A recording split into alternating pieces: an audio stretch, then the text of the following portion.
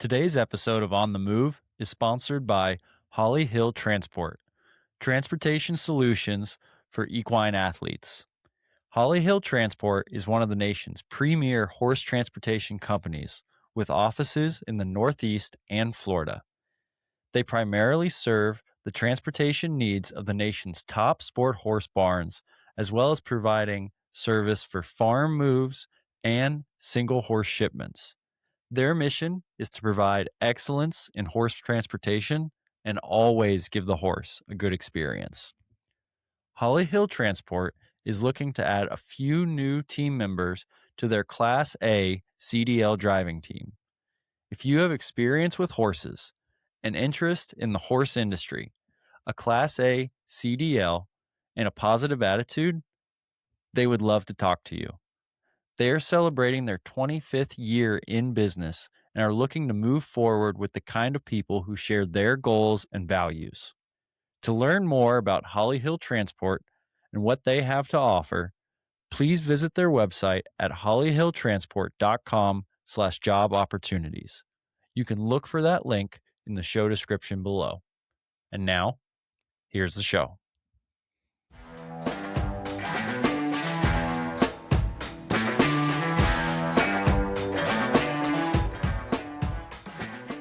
All right, everyone. Welcome to another episode of On the Move. I'm your host, Joe McDonald, and today we've got our guest, Steve Ross of Steve Ross Reining Horses. Steve is a man of many talents, as you probably gathered from his business. He's a reining horse trainer.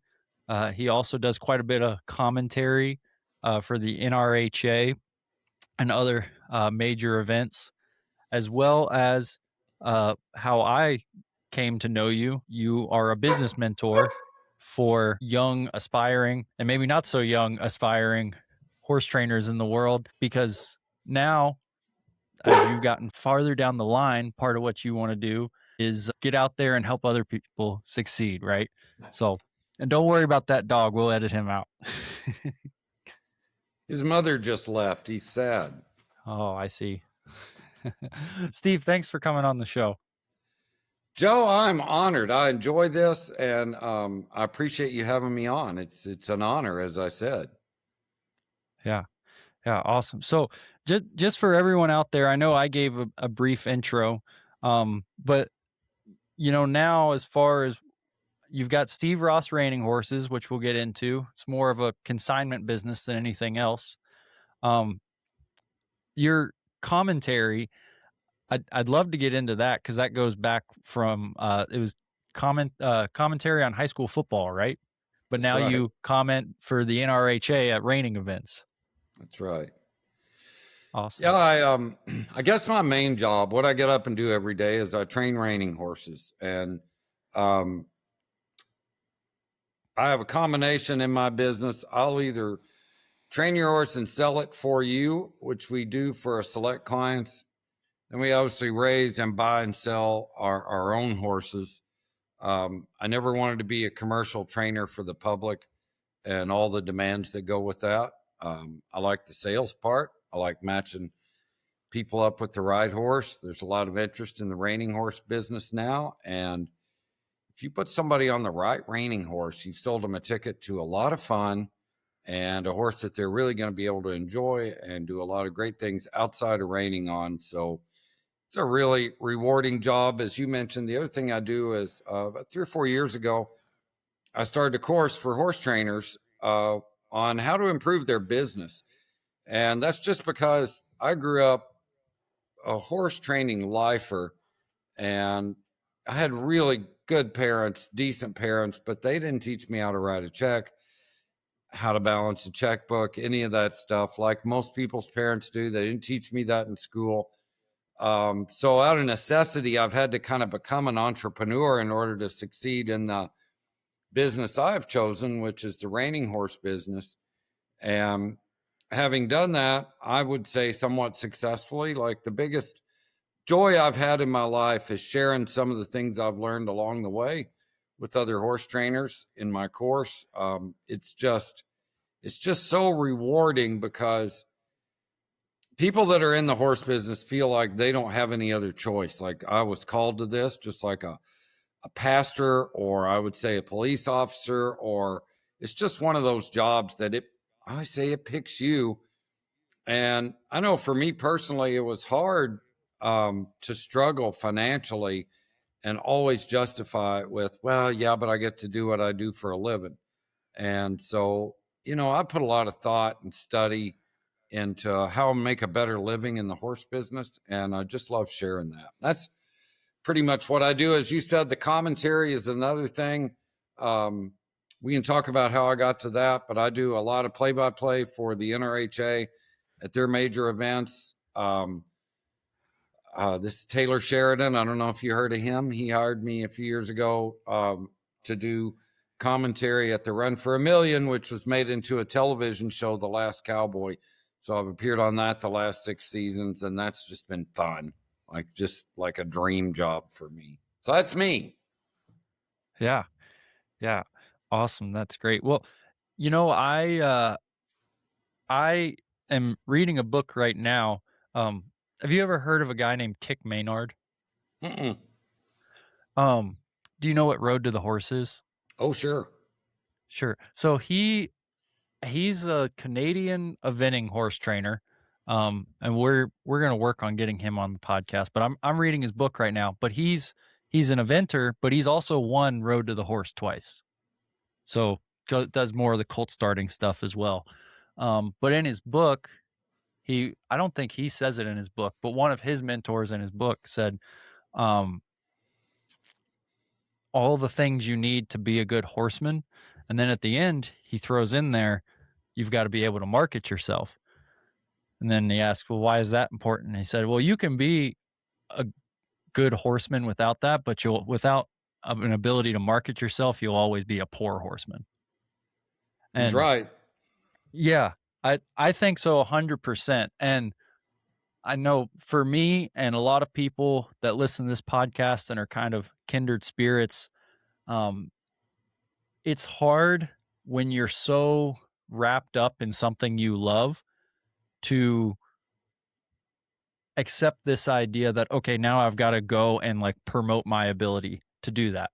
And I don't know why, like if I went to school to be a plumber or a welder, I would want people to know I'm the best plumber or welder in town.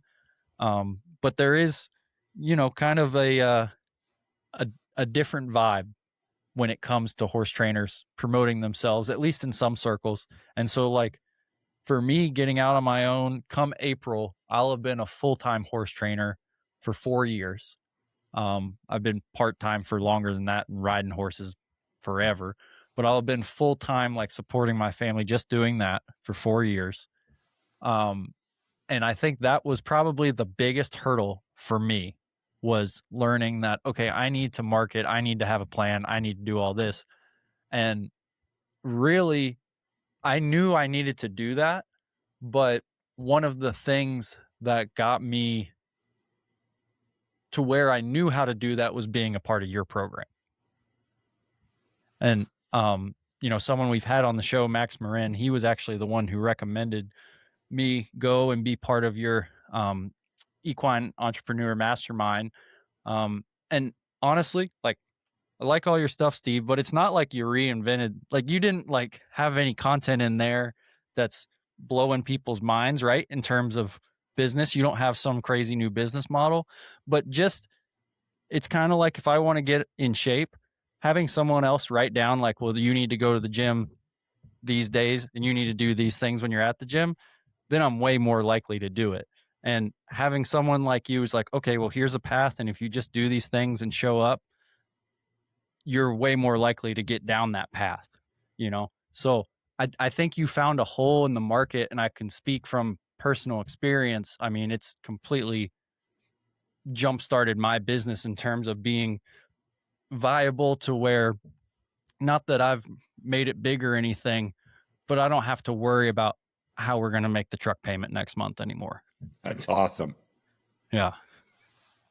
Yeah. So I mean, I think there's that, Joe. Like, I do like to give people direction, because I know when I really sort of reinvented my business. Like I made it a point to have a plan. Like I explored sort of every option. How am I going to do this? How am I going to get there? And what action steps am I going to take? But I think more than anything else, I just, because of the life I've lived, and I grew up out in the country in East Tennessee, but I started working when I was 13 for horse trainers, and that's really all I ever did till I was 30. So I just think that I understand the struggle that horse trainers go through. And, you know, it's a unique struggle. And I think it's just that battle between you feel so passionate about it that you really can't think about doing anything else. But at the other side of that is, you know, there are real world concerns. Like you got to have health insurance. You got to own a decent truck, and, you know, you got to be able to hopefully provide for your family in a certain way. And those two can conflict, and they sure have in my life from time to time. So I feel like I kind of got a handle on it. So I think just my lived experience probably brings as much to the table as anything. Yeah. Yeah, for sure. Cause it's not like, let me go take horse trainer 101 at Virginia Tech, right? Like there, I tell people now, cause, and I'm not calling out that university in particular. It's just the one I live closest to, but it's so tough because I see young people, they come to me and they're like, "Oh, I'm going to go to school to be a horse trainer." And I tell them, "Look, I don't know anything. Like I don't know everything, but I've never met anyone who's gone to school to be a horse trainer and then is then a successful horse trainer, right? Like you kind of have to be out there in the real world living it." But I do tell them, I'm like, if you want to get maybe some real world skills, you could get like a ag associate's degree if you just have like zero animal like experience at all. Or even more important, like if I just like went to community college for 2 years and like learned the basics of running a business and then went and was like a working student, assistant, whatever, and then I'm going to go learn this particular industry that I want to run a business in. I tell people that's probably more valuable if you're hell bent on spending money on education and you want to be, the end goal is to be a horse trainer. But I want to kind of get into your story a little bit. I know originally you grew up not too far from where I'm at in East Tennessee, and because especially the time you were growing up, like I kind of grew up in the tail end of what I would consider the tail end of this era. Weren't you involved in like the saddlebred world? I did. Do I That was remember my that first job. I correctly? was a groom Yeah. at R&R Farms at a saddlebred barn there in Tennessee. We went to the Junior League show in Lexington and then the World Championships in Kentucky. It's hard to believe now at 13, like, number one, that my parents let me go, and how much that was 1977. I was treated by everybody in that world like an adult, like, get Mm. on that horse. I did everything but drive that horse van up there.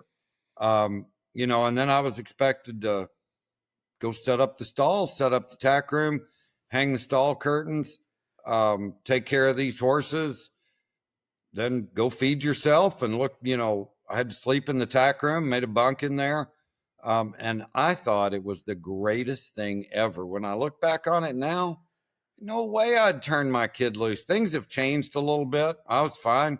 Nothing. I had a few shady encounters, you know, just think about spending 2 weeks at a fairgrounds anywhere in the world, even in 1977, you're going to run into some dodgy people. But yeah, I never felt worried. I was always around horse people. And I learned so much about how to run a barn from the saddle horse world and how to have your barn squared away and your alleyway raked and your halters match. And it's funny, if you go to my barn today, I'm a stickler about, we got to rake the alleyway this way. We got to hang the halters up this way. They've all got to be the same color, no exceptions. Like, this is how we hang blankets up on the doors. A lot of those influences in the saddlebred world that you can see came from the racing industry, because I feel like it really exploded there in the colonial states. Obviously, mostly Kentucky, Virginia.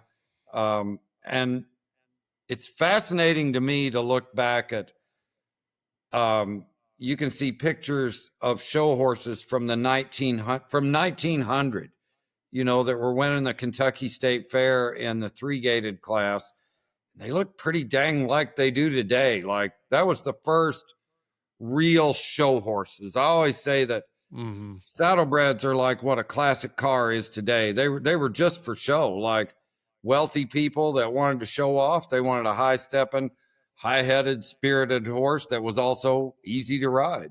Man, they did it. It was fun. Yeah. So like, I'll give you some context from my exposure into that world, because I completely agree. I like that take a lot. My great grandparents, who would have been, born around that 1900 time frame, right? So they would breed back then. You always bred draft horses because you needed draft horses to work the farm and stuff.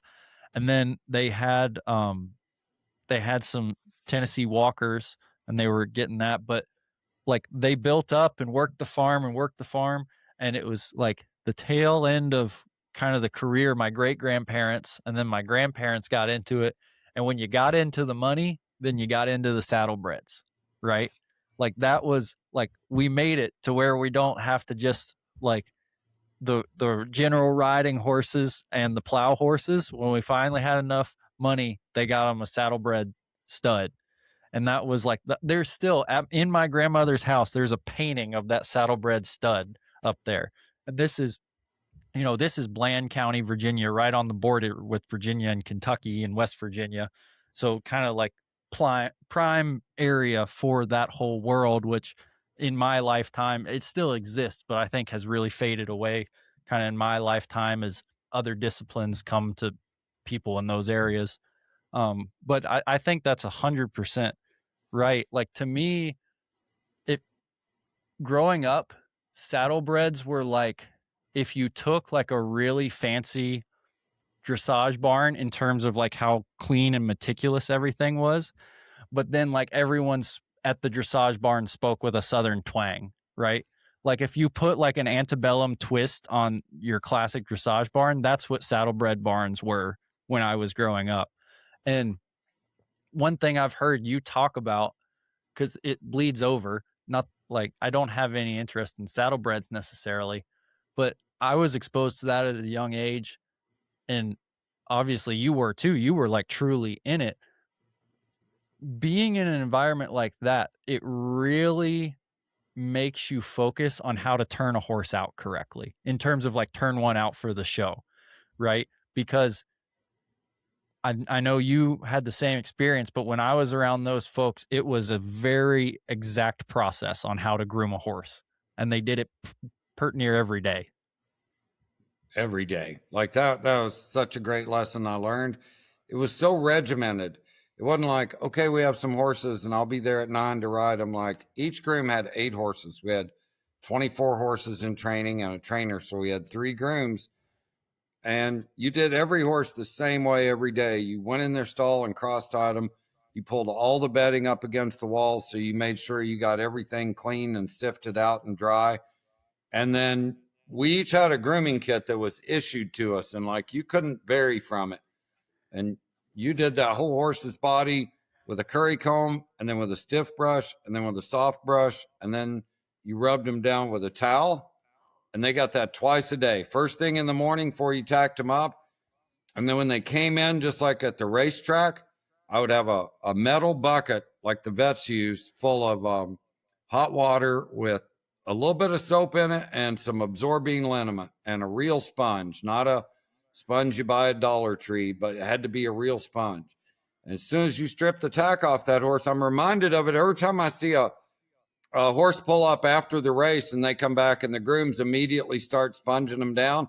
That's how we were told to do it. And then we scrape them. And then we start walking, and we walk around the shed row, and you're rubbing them while you're walking them every time you turn. And you would walk and rub on that horse till he was completely dried out, and then take him back and put him in his stall. And then you'd groom him again that night when you put everybody up. And it was so satisfying for me, because at 13, I'd done a lot of work, because I grew up on a farm in East Tennessee, and it's, farms are different in the South.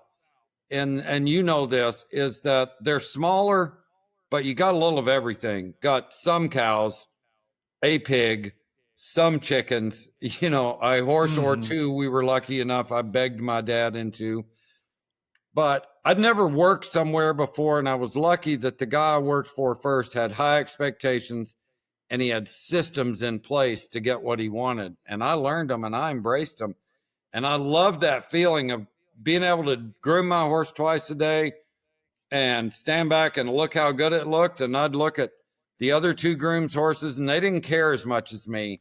And it was such a sense of pride that my 8 horses were the best 8 in that barn. I was just a little nerdy horse kid, so I would buy into that stuff. But boy, I'd rub on those horses till they shine. I still love doing that. That's why I don't like Palominos. They don't get shiny enough. That's funny. That's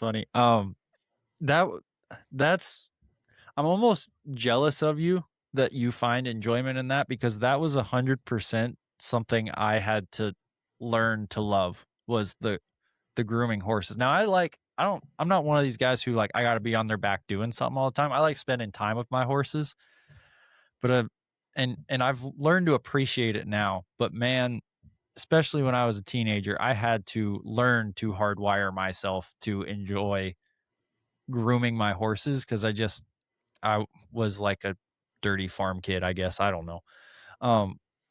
So when you were at this place, because now, from what I've seen, Steve, you're pretty much a guy who can talk to anybody. You're outgoing, you got the gift of gab, you can fill empty space, right? Have you kind of been like that from the get-go? Or because I'm thinking about a kid who's 13 in that world, and yeah, maybe you're getting treated as an adult, but you kind of have to rise to the occasion and be able to handle yourself. So you probably weren't a shy little 13-year-old is what I'm imagining, but I could be wrong. I mean, I was, but I wasn't. I was shy because it was such a different world then. People don't understand, doing something like talking on the telephone was a privilege. And I remember my parents would make me pick up the phone and call grown-ups and set an appointment. Or if you're going to do 4-H horse club, you need to call the 4-H horse leader and register. Well, you call him, Dad. No, this is your job. You've got to do it. And when I got that job, it's just something I just kept thinking, man, if I could get paid, I don't know what they do, but there's a horse barn down there. I'm just going to go ask them for a job. And it was just kind of lucky they hired me. They must have really needed help. But I think a work ethic was so different then, and I'm not that old. This was 1977.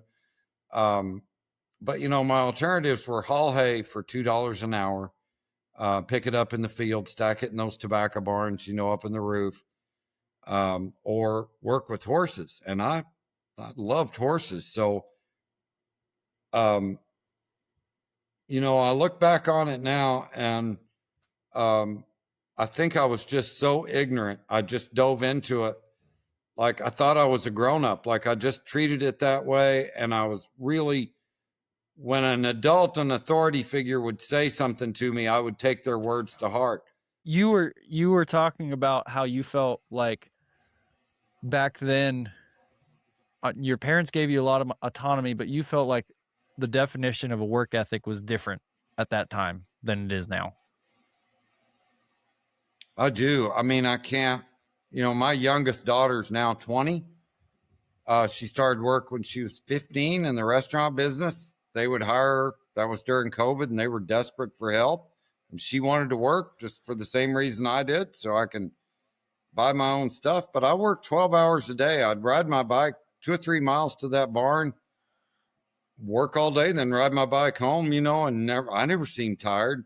Um, I don't think you can get anybody to work like that anymore. And I just thought every hour I work is more money. They're paying me by the hour, these morons. I'm going to brush these horses all day.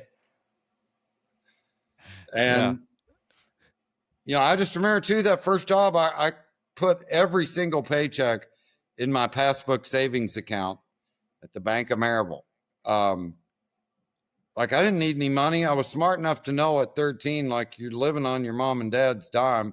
You ride your bike. You don't need gas. Like I did not spend a nickel I made that whole summer. And when I got done, I bought a horse with what I earned. So that was kind of my first intro into how to use leverage, I guess. Yeah. Yeah, absolutely.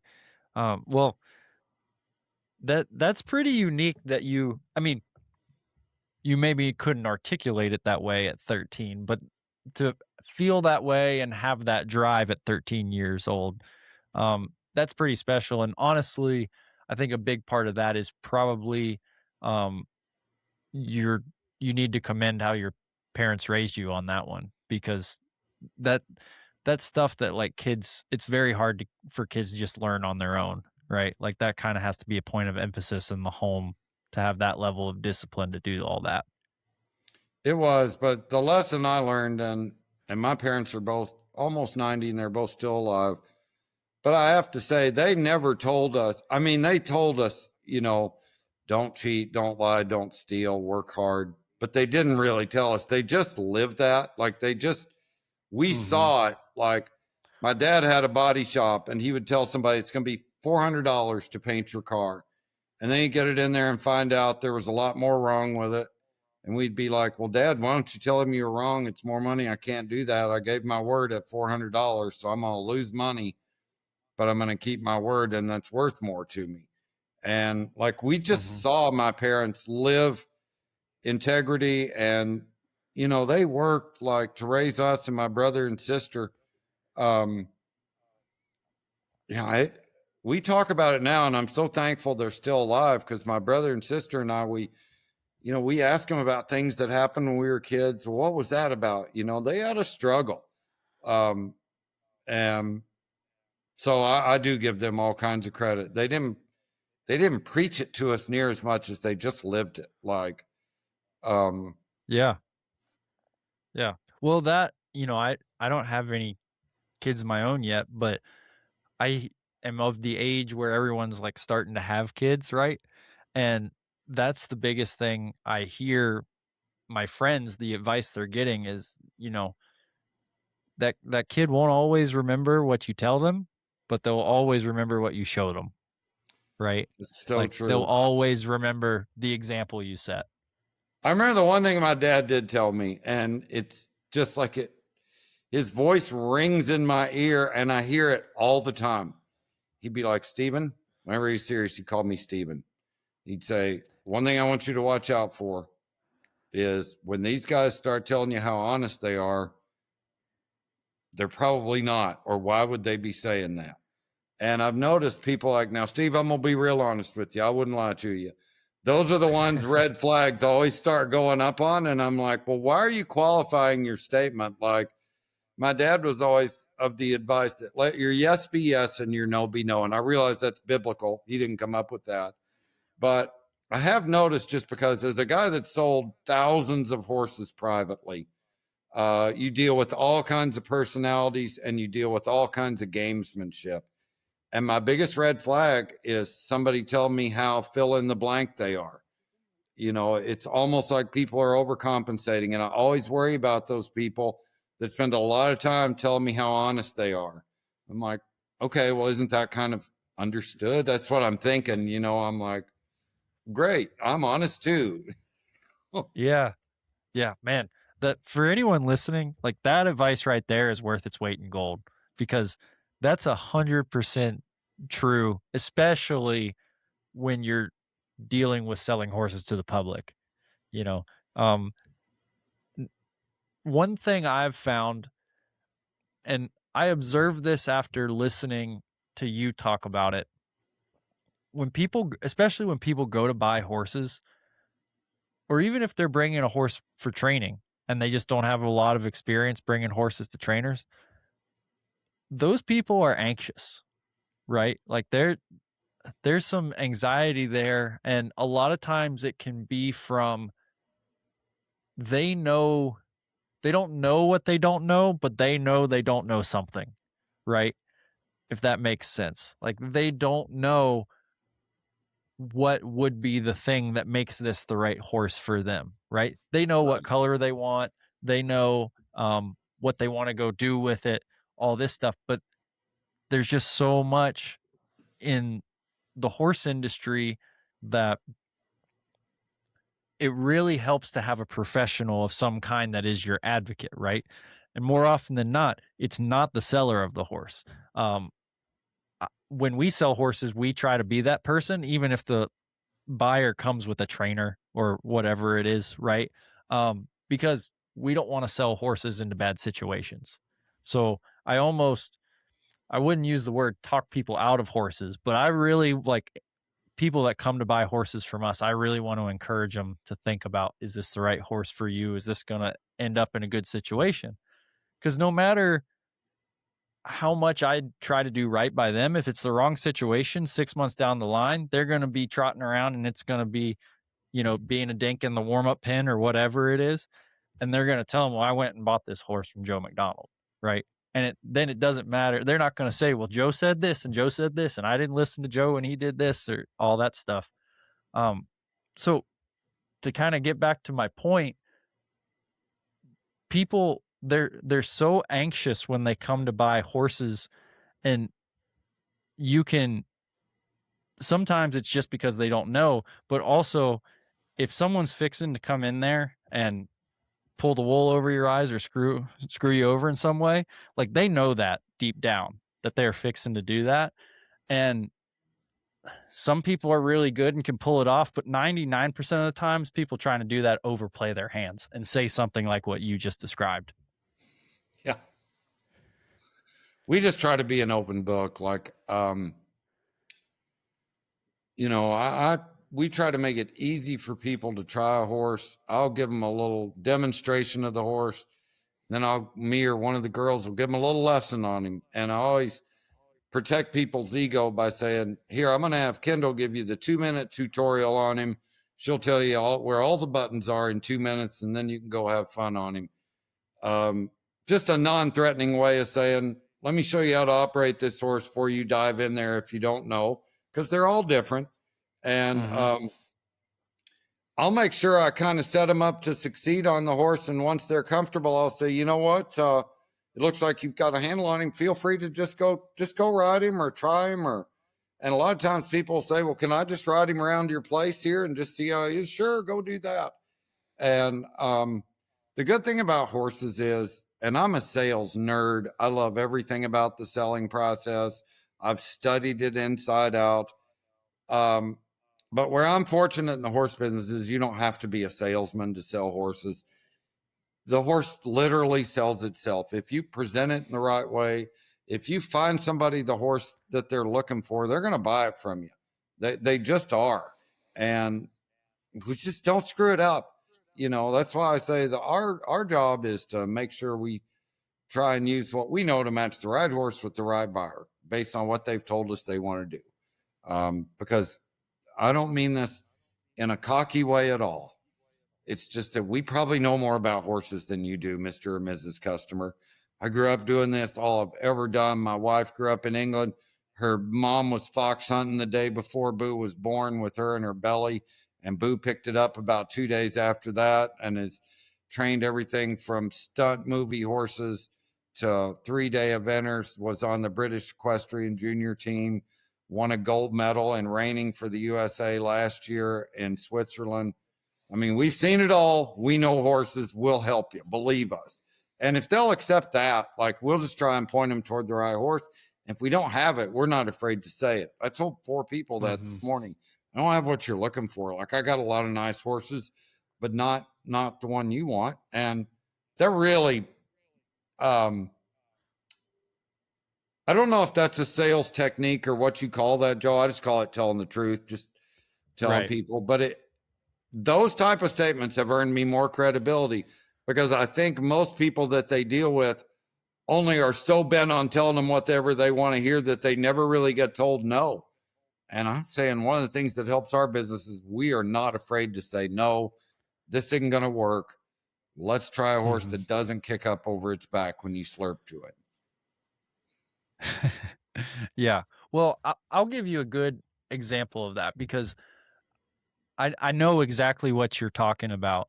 And again, it's probably less of a tactic and more just a way of being, right? It's just like, this is me. I have no reason not to tell you the truth. And morally, you would do it either way. And then from the business side of things, long term, it's a better strategy anyway, because people find out charlatans and liars and all these other things, right? Like you're kind of just on borrowed time when you operate like that. Um, we had a friend come in. He's a friend of mine who's a trainer and a farrier from Nebraska, and he was visiting for a couple days, and he met my dad, and he'd never met my dad before. And my dad is like always been one of the most charismatic people you've ever met. He's made a living selling registered Angus, Simmental, and Sim Angus bulls, right? So, like, guys that sell registered bulls, their pretty much full-time job is just shooting the breeze with other farmers and ranchers, right? Like, there's a big, like, you got to be able to kick back and just chat with those guys. My friend from Nebraska meets my dad. My dad, shoots the breeze like the good old boy he is. And they visit for a while and then we leave. And he said, your dad, like, this is a good thing, but your dad is just like every other, like, registered bull guy I've ever met. Like, they just start talking to you and it doesn't feel like they're trying to oversell themselves. It just feels like they care and they want to chat with you. And by the time you talk with that guy for like 5 minutes, you just genuinely believe whatever he tells you, it's going to be the God's honest truth, right? And again, I've seen my dad successfully make a living doing this my whole life, and I wouldn't call him a master salesman or anything like that in terms of like he's got some used car trick he pulls on people or whatever. He's just been a likable, relatable guy who works really hard and tells people the truth when they ask him questions, and it's worked out great for him. That's all I try to do. Like my secret sauce for sales is number one, be available, answer the phone. When people talk to you, engage with them and listen to them.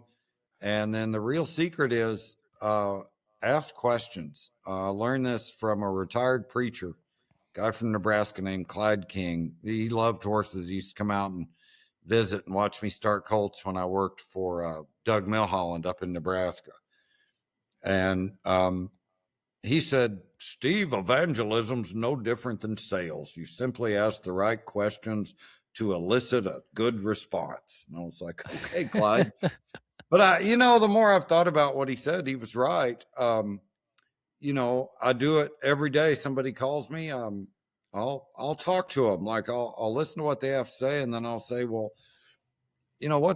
what do you really want to do with this horse? Like, what's your end game? I don't know if I have a horse that'll work for that or not, but tell me a little bit about how you ride. And, you know, um, we try to price all our horses just so everybody knows. I figure it's the best qualifier there is. But if we're just talking in generalities, I'm not afraid to ask somebody what their budget is. I used to be like the third rail, don't ask that. It's like asking somebody how much they earn in a year. But I'm not afraid to ask that anymore. It's a question you need to ask. And I've learned that everybody lies when they tell you. So just, you got to start somewhere. I have a little canned speech I give about how, show horses, they start at about 35,000 now. Like it just costs too much to build them anymore. If you want to start showing, that's kind of the entry level number at these, bigger associations on a regional level. You can do it less for that, but it just costs so much to train a horse that when you get one that's 6 or 7 years old and ready to go do the job, somebody's put a lot of money in it and time, which is the same thing. Yeah, absolutely. Um, so when you say people lie about their budget, are you doing like arithmetic in your head? Like, are they saying lower, higher? Like, Well, what have here's you what I found know. from your experience? Here's what I know. People are understandably and rightfully not going to just tell you everything like, oh, I have 100,000 to spend. Because what normally happens when they do that, somebody takes their 100,000 and sells them Granny's mule. So be a little guarded. That's part of being a good negotiator. But when there's a trust level like we've developed with some of our customers that we've sold 4, 5, 6 horses to over the years, they know I'm going to take care of them, but I also need to know what we have to spend. They'll say, Steve, I've got 35,000. I need a horse for my granddaughter to learn to show on. I know exactly what they need now, and I know exactly the parameters I have to work in. What I also know is that if somebody comes to me with a whatever budget, and I find them exactly the horse they want to the letter, and he's 5,000, 10,000 over budget, they still buy him. They will find the money. And that's just because, a horse sale is an emotional decision. It's not a business decision. People buy horses based on how they think it will make them feel. That's it. That's why they do it. I've studied it every way there is. And that's why people buy horses. They buy horses because how they think it will make them feel. Any horse, anybody. Yeah, That's 100%. the answer. Yeah. And from my experience, like I would now tell people that I have learned to sell horses from you. I've sold horses before I met you, but I've learned the horse selling process and kind of put boots on everything in terms of like what goes into it, what you can get out of it, all that sort of stuff. And in my mind, at least in your teaching, that's probably the cornerstone of it all, right? Like everything you can extrapolate about selling a horse is that people buy horses because of how they feel. It's an emotional decision to buy a horse, right? Like what we were talking about earlier, like people get anxious when they come to buy horses sometimes. Well, how can we help that? How can we help them not feel anxious? Because they might have anxiety about other stuff, but we don't want them to feel anxious about this particular horse if we're trying to sell it to them. It's not the right fit. It's not the right fit, but I don't want them to feel anxious about the horse. The way we do that is transparency and professionalism. But here's what we're up against. Now, I'm going to give you a great example. I see it every day on social media. If you doubt my theory that people buy horses for emotional reasons, and we as professionals owe it to them to help them because they're leading with their chin when they put in search of ads. And what's the first thing it say on the in search of? Must be Palomino. Well, how about for you with your limited experience and your budget, we just start with, let's find a horse you can ride. Like that should be job one. Palomino should be at the end. Well, why do they start with, must have blaze face and 4 white socks? Because that's the horse they pictured themselves doing whatever they're going to do on it. And in order for this thing to work, it's got to meet that emotional need for them. I see it all the time. But that's a really, really bad criteria to start your horse shopping with. So we got to balance that. Like, I don't want to rob somebody of the joy of having exactly the horse they want, but at the same time, sometimes the prettiest girl is not necessarily the one we should take in holy matrimony, if you know what I'm saying. Yeah. Yeah. May look flashy good on the front analogy. end, but 10 years down the road, our expectations are going to be different. And I'd like to think I can help those prospective buyers see where I know where you want to get. That's why I try to tell them. And the thing you have to be insightful with is, while it's all emotion, it's a different type for different buyers. Like I always say, some people, the happiest time in their life were when they were on the girls' high school basketball team and they went to state, and they remember how great it was to go to practice every day and be on a team and get coached hard, and that made them better. And, you know, when they beat whoever to go to the state tournament, like they never got over it. And they love horses, but they miss that training and having a goal and competing. And those are the people that buy show horses, that have that mindset, and they like coaching and they like going to practice and they like trying to get better. And then there's the other end of the spectrum that people just want a horse for freedom. I want a horse that I can ride. You know, I want a horse I can take on trail rides to the Grand Tetons. Problem is, you need a horse that'll get in the trailer because you're not really good with horses. So it's a different expectation. That's why I ask questions. That's why, you know, part of what you described in your dad, and part of one of the gifts that I've been given is, while I'm a big talker, I can yammer on, and I've made a living by being able to talk and doing the commentary and that sort of thing. But the thing I'm good at is I've learned to let people talk and to listen to what they have to say. If you ask good questions, people will tell you exactly what they want in a horse. That's the only way you know if you're going to meet that order or not, or if it's even realistic, or if you need to say, hey, that's great, but let's recalibrate a little bit. You've never ridden before and you want to do mounted shooting. You might need a horse you just need to learn to ride on first, and then we'll ramp up to mounted before we mix a gun in. Yeah, absolutely. So one of the things, and I know we're bouncing around here in terms of different spots in your life, but I find this really interesting, um, because like we just said, horses are an emotional purchase for people. Okay. And I use this analogy, like, if cattle are the stock market, horses are the art market. Okay. It's, I mean, is there monetary value? Like, all of them are worth, whatever they weigh on the scale, right? At a certain amount per pound. But beyond that, it's all what their value is to an individual person, right? And you and I've talked about it. Like, you can have a horse here and it's a $10,000 horse, and you drive it 3 states over, and now all of a sudden it's a $40,000 horse at the right sale, right? And it's not like a day passed.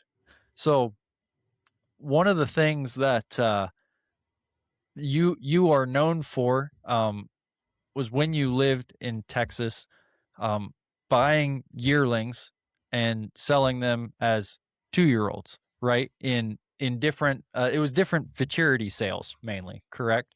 Whether Mostly it be just the reining and the cow horse. okay, I, yep, I stayed out of the cutting because it was so expensive to get the goods you'd need to take there to succeed in the 2-year-old sale. Still yeah, is. Good Lord. yeah, fair enough, fair enough. So at least in the Western world, this is why I think this is so interesting.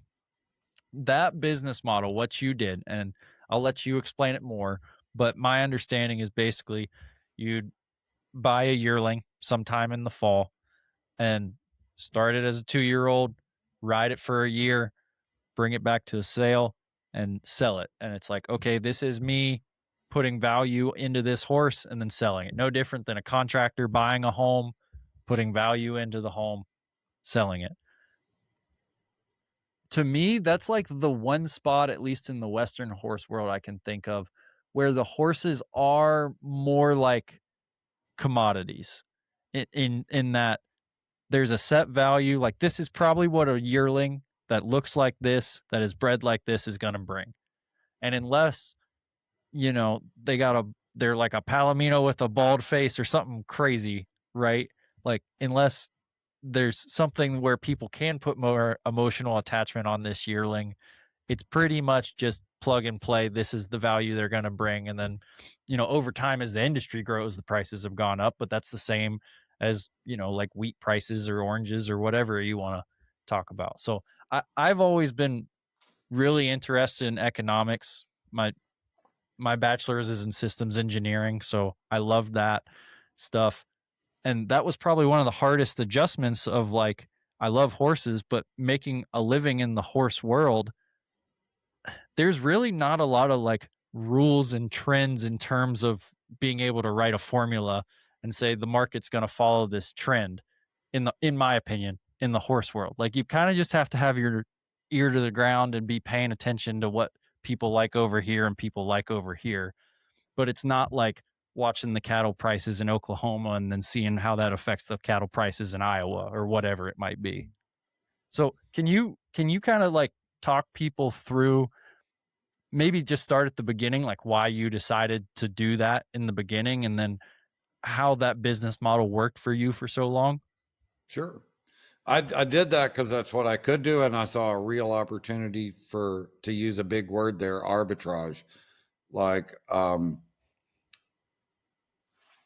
there was starting to be a big demand for the prospects in the reining and the cow horse world, and they weren't overproduced then. So the only thing I would do is I would buy those yearlings, which are obviously unbroke, but I bought the ones that I knew would have value if they trained up and I had them prepared for the 2-year-old sales. Like I knew I was going to have them prepared. You don't know if they're going to ride well enough or not till you ride them. I don't care. Like I hit on most all of mine, but some of that was luck. It was calculated risk, but this is not a contest to see who can find the best horse. To me, the challenge was finding a horse that represented perceived value at 2. In other words, like I wanted a horse that showed a lot of blue sky, so they had to have a ton of eye appeal. People look for certainty when they're spending a lot of money, so the horse had to x-ray well. The other thing that I used as leverage was I made sure I knew something about the colt I bought's mother, because most horses ride like their mother. And I wanted to either I'd ridden her or somebody I knew rode her or could swear by her, or she was a proven commodity in terms of production. And, then I just put the work in. But people will pay more for a prospect in the horse business than they'll pay for the end product. That's not a criticism. That's just a reality. Over 100 horses in the 2-year-old sale at the NCHA Futurity this last year brought over $100,000. Most of those horses aren't going to win over 100,000. But that's where the market's been set. There's a demand for those prospects to the point that people will knowingly overpay for them just because they think they might have the next big thing. And I'm all for that. So do you think that's because you have owners? It's like opportunity, right? It's almost like buying a lottery ticket or something. There's more that goes into it than a lottery ticket, but that's what it is where there's the value is the numbers haven't been called on this horse yet, right? Yeah. And owners like to play chess, and look at owners of professional sports teams that have so much money and so much alleged wisdom. But you look at a guy that everybody knows, like Jerry Jones, that owns the Cowboys. With him making the decisions, they hadn't smelled the Super Bowl in 30 years. But he's still not going to change how he does it. I know a lot of owners in the horse business that way. They're just going to keep throwing money at it because the joy for them is they like being the owner. They like making these calls. The calls you're making are horrible, and the players you pick are not right for the job, but you keep doing it, and I've always been able to be objective about my own horses, my own decisions, and I understand that the market is never wrong, ever. Yeah. Well, and I think that's one of the biggest things, especially going back to what we talked about. There's an opportunity to make money if you are objective in an industry where most people are making emotionally charged decisions, okay? And not to criticize the people that are making the emotionally charged decisions, but they're making emotionally charged decisions a lot of times with things that aren't necessarily going to affect their bottom line because this is their hobby in one way or another, right? But if you're a horse trainer, it is your bottom line, so you've got to be objective about it. And if you can do that, that's where the opportunity comes into play. It's not always easy, but there is opportunity. There are, and I just have to put checks and balances around me because I'm the easiest person to sell a horse to. I've bought 2 horses in the last year. One was a 3-year-old gelding, and the other one was a yearling filly. I bought both of them because I loved them. I mean, now they got to make sense on paper to make money for me to buy them and put them in my barn and spend the money I'll spend prepping them.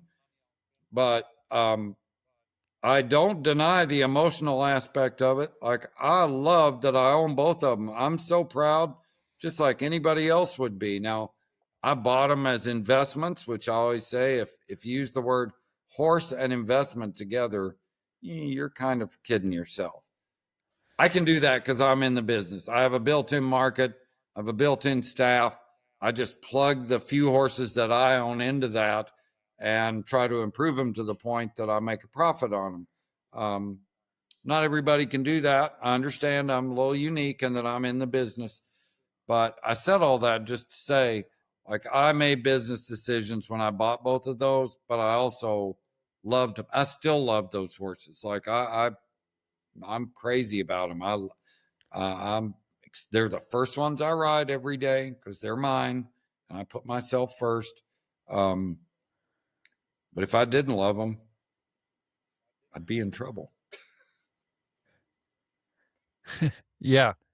Yeah, absolutely. That I tell people that too. It's like if you don't love the horse deal, there's easier ways to make more money. But I ask myself the same things I ask my students. What's your exit strategy? All right, you love this horse. He's too cheap at 10,000. Who are you going to sell him to? When are you going to sell him? And how much are you going to sell him for? If he does everything you think in your great program he's going to do. I know what I'm capable of now. I've got a great asset in Kendall Walmer, who started her training business 5 years ago in our barn, and we've watched Kendall grow to the point that she won 3 classes at the World Show last year on horses we sold. She can make her own. She can show them. She can do it all. So we're capable of producing really high-level horses right here in our barn. But I still got to make good decisions when I buy them, or it doesn't work.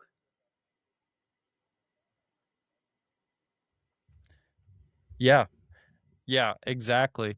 Um so from there, cuz you talked about what you had to look at, right, for those yearlings and what you had to do to not make a futurity champion, but make something that was a nice 2-year-old someone was going to buy. Um and but now you're pretty much only in the private treaty game. Um, can you talk about why you left um the whole like ride the 2-year-old, sell them at the sale deal, and what was kind of the inspiration for what your business model is now? Your life gets older, and in any category you're a little less risk averse as you get older. I'm 62 now. I don't want to be crawling on 2-year-olds like I did when I was 32. That deal worked for me for a long time, but it was just like being a farmer. You work all year, and then sale day decided if you had a good year or bad year. So there was a lot of stress, a lot of tension. It worked over and over again, but you could never, ever depend on it. What I have now is much more dependable. I have the consignment business, which keeps my barn full, pays my bills. Plus, every time one of those horses sell, I get a commission. And all that really does is allow me to own 2 or 3 of my own. And on those 2 or 3 of my own, the goal is the same. They got to have an opportunity to be worth six figures when I'm done with what I'm doing. I'll put up to a year in them, but I'm doing what I call big game hunting now. If it's my name in my barn, it means I think that horse is special and he's worth investing a lot of time in. I'd rather do one or two at a time like that than do, 10 little traders, which there's nothing wrong with. I've made a living buying $3,500 horses and selling them for $7,500 30 days later. But right now, I just, I want to ride the very best horses I can. I like riding horses that I own so I can make all the decisions with no client expectations looming over me. I just like it. And I look at training a horse like it's kind of my art. That's my sculpture. I like to get done and sit back and look at him and say, wow, he does all that because I added that value. I taught him to do those maneuvers. I made it where I can now put a 12-year-old girl or an 82-year-old granny on him and all the buttons still work. That's really satisfying for me. And so, if things were different, I had to go get my hands dirty. I'm not above selling horses at every level, but I'm in a position now where I can kind of do the kind I want. And so that's what I'm doing. I love it. I'm grateful for it every day. I don't want to come off as cocky saying that. Like, I know the struggle it took to get here, and I'm thankful every single day. Like, part of my ritual is when I live a couple miles from my barn, but when I turn on the road to the barn, make sure the radio's off. And as soon as I can see my gate coming, I'm thankful that I have that place, this life, these horses. And I think that's a big key to happiness, is being grateful for what you have. Yeah, totally agree. It's just saying gratitude's the antidote for anxiety. So I think Agreed. that's I totally I appreciate where you're coming from there. So this was something I wanted to visit with you about because we talked about those sales, and again, it's still a little different. When they're embryos, foals, weanlings, yearlings, it is kind of a commodity deal to a certain extent. And then as soon as someone starts riding them, you're kind of in the art game, right?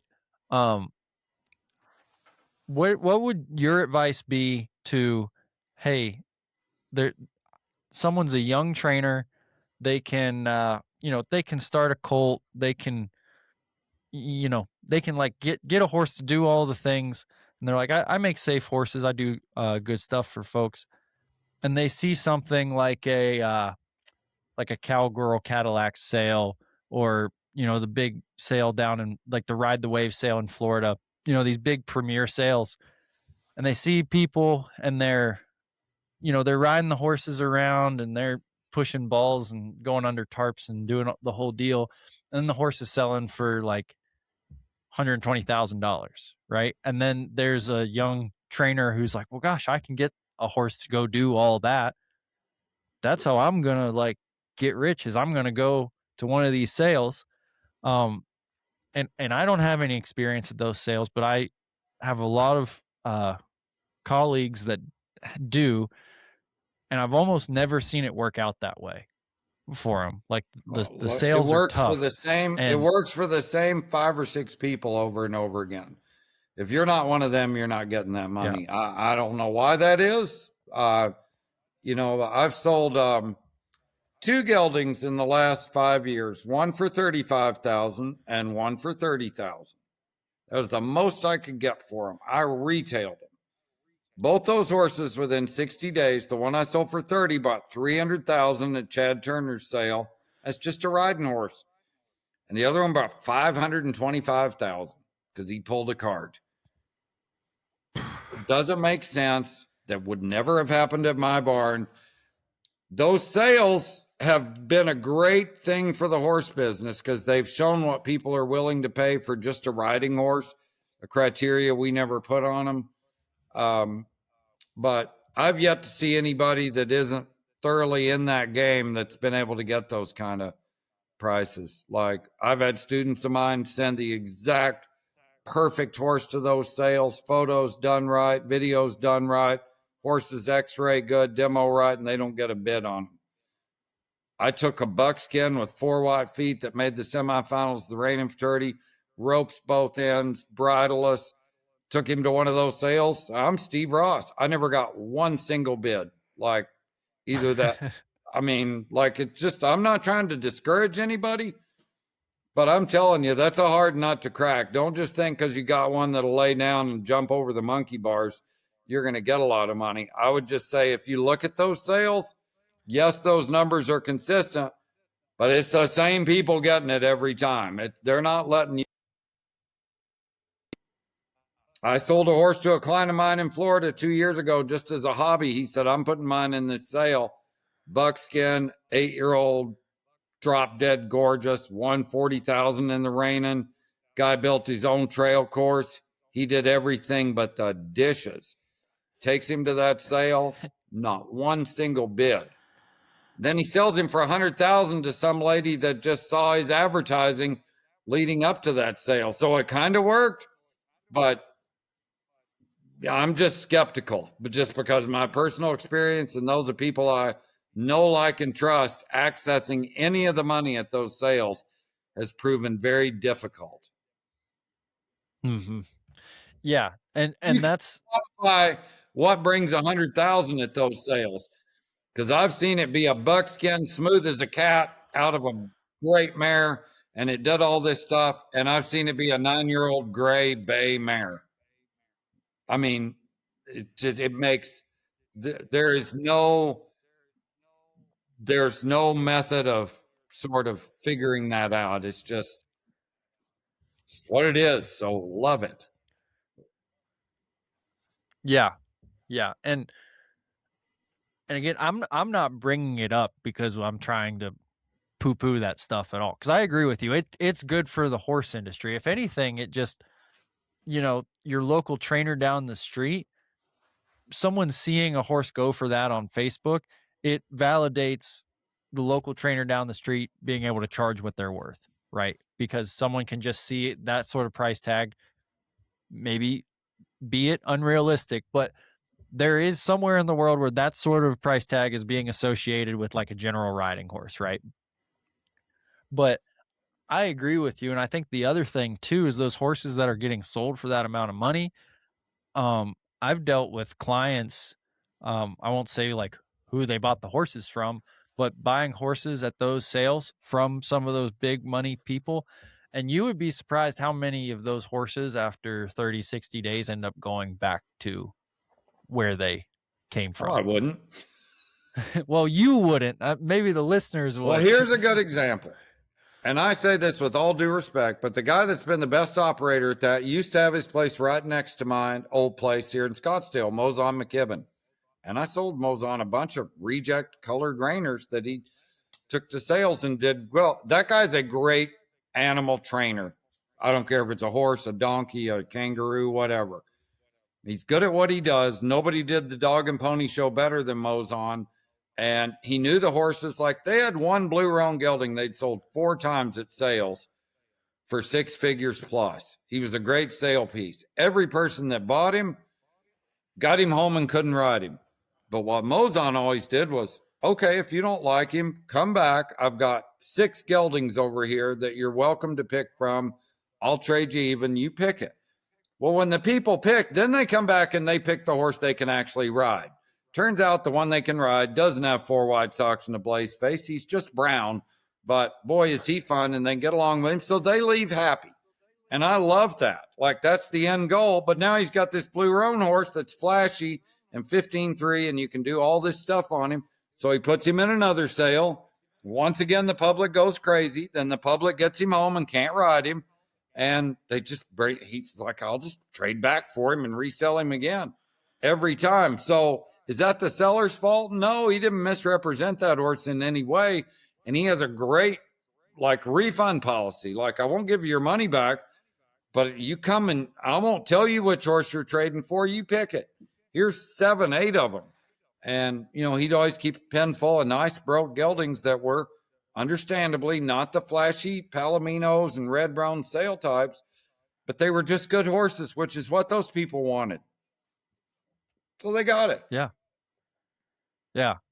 Yeah. But you could, on the front side, you're always selling the nice, flashy horse or whatever. Yeah, right? always give the people what they want. But it's not our Mhm. fault that the public decides they're going to give $250,000 for a riding horse. Don't blame the seller for that.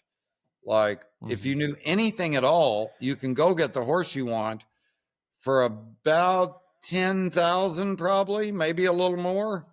You know, I mean, we all know that. Like, but they want to go give $250 for one at a sale.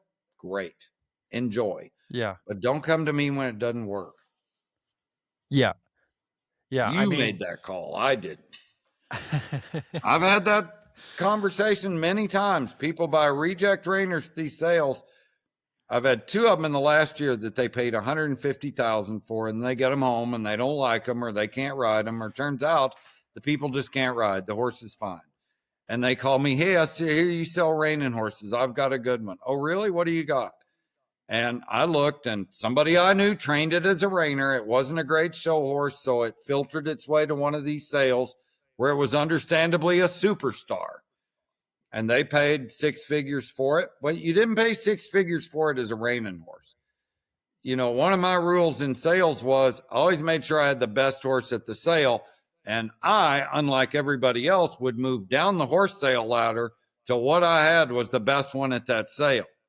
Because people are always going to overpay for that. Once you put that horse back in a similar group where every other horse is just like him, now he's not worth that anymore. Yeah. Well, I mean, gosh, I'll tell you one thing. I don't even deal with a lot of sales in terms of putting horses in sales, but my wife and I, we bought a yearling at a sale this year, something we'd never done before. We were finally in like a financial position where we could go and buy what to us was like a super nice yearling. Well, I'll give you some insight on kind of my journey. Um, you know, people who listen have heard it before, but I kind of I didn't get into horses later in life. I always rode, but I got into wanting to be a trainer later in life. And part of that was because my mother was a trainer, and basically she didn't want me to be a horse trainer because of how she had to struggle financially, which rightfully so. But she very much instilled in me the like, go to college, get a corporate job, do all that. I did that. I was financially stable, but I also like hated my life. So you just have trade-offs there, right? And I had to really kind of work, from my opinion, like from the bottom, like using the facilities I had at my family's place and all that stuff wasn't much. And like this year, a big point of pride for me, at 30 years old, I finally had a reason to join the AQHA because I finally owned a registered AQHA horse. Because everything I'd ever dealt with, holy mackerel! Sorry, UPS. No worries, no worries.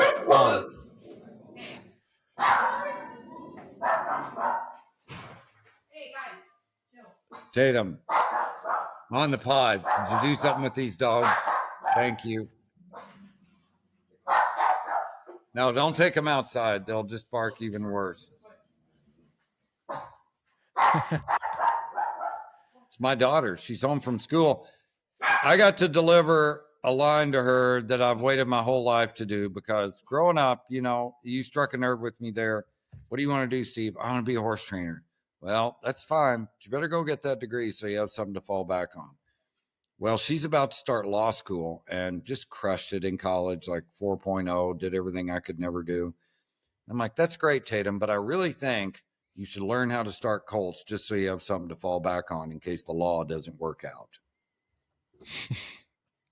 I think that's good. Hey, I have heard multiple people say, if you can start colts and shoe a horse, you'll never starve. You'll never starve. She never even went to the barn once in her life.